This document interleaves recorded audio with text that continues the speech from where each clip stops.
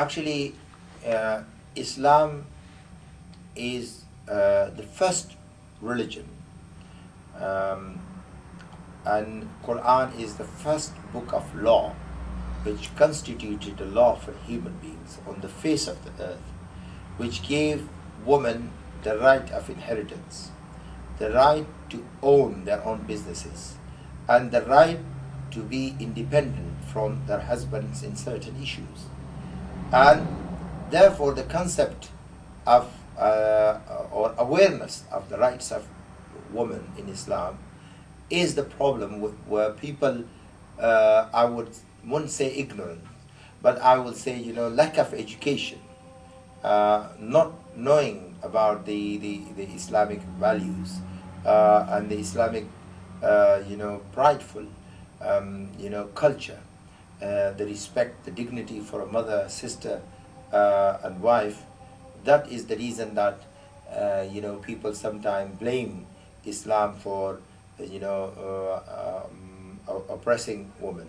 I think it's because it's so important for a woman, for a Muslimah, to wear hijab, because it first of all obviously shows to people that you are Muslim, but secondly it makes them look at you, well hopefully makes them look at you more respectably, it gives you more dignity, more modest about yourself, and it avoids any sort of lustful gaze from men. Well, hopefully, inshallah, it does, but whether it works or not, I don't know.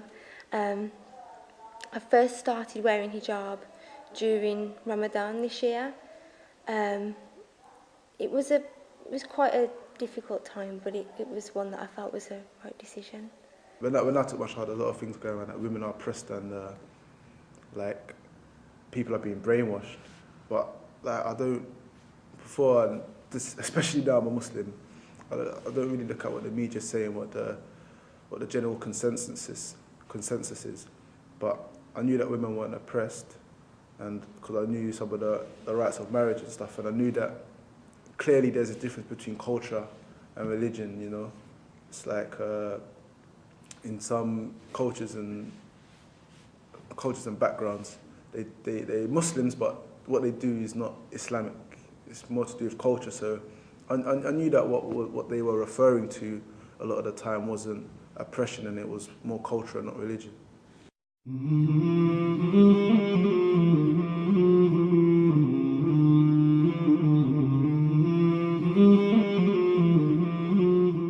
I would prefer England to remain Christian, and I think it will do. And I'm really opposed to the spread of the religion, Islam, across the country. I'm a little bit worried about it. Well, I'm sad to say that there might be more of a divide than there is at the moment. I'm really sad to say that, but that's what I feel.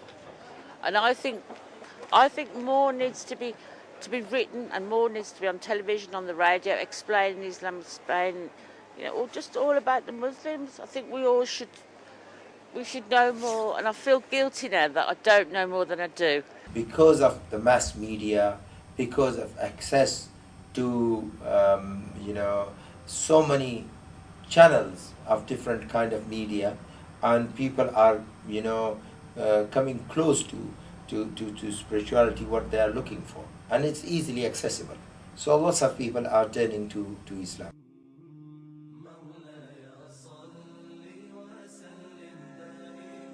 The advice I'd give to new Muslims or to people wanting to revert to Islam is to think about it, to be 100% sure that that's what you want to do. Once that spark's ignited in your heart, you know straight away anyway that it's the right thing for you to do. I know it seems difficult at the beginning. You think people are going to treat you differently because of your beliefs. But at the end of the day, no matter what religion we follow, we all believe in the same God. It's just a different way of getting there. I think, don't worry about what people think. Allah is the only one that matters really. And if you've got that true belief in your heart, then He'll make the path easier for you. My advice to people would just be to keep on striving and stick to your deen, and stick to the people of knowledge, and follow the deen as much as you can, because at the end of the day, we're on this world on a temporary basis, and we can't follow the whims of men. And living in this country, I mean, who's really going to be happy with the Muslims really practicing their deen to a full extent? Because it's in direct violation into their beliefs. So they might believe they can have women on billboards half naked, and believe in oppression in other countries and so on and so forth. So my advice would just be to stick to your deen and stick to the sunnah of the Prophet Muhammad sallallahu alaihi wasallam and the companions. I've worked in Turkey, which is an Islamic country. I've actually fasted for Eid just to undergo the experience and share the experience of that with an Islamic family. And they were a wonderful family. And I think that the thing that struck me most was that there's a belief that women are totally oppressed in Islam. And my experience of working within that family was that it's actually a very different experience whatsoever. Shouldn't affect the country in the slightest. If more people convert to Islam, but I don't know. There is a tension there, and my personal belief is that it's there because of the aggressive policies of the UK and the United States. Basically, it seems to be that there's a different set of values for how Islamic countries can operate and how other countries can operate, and I think they are the root cause of all the tension.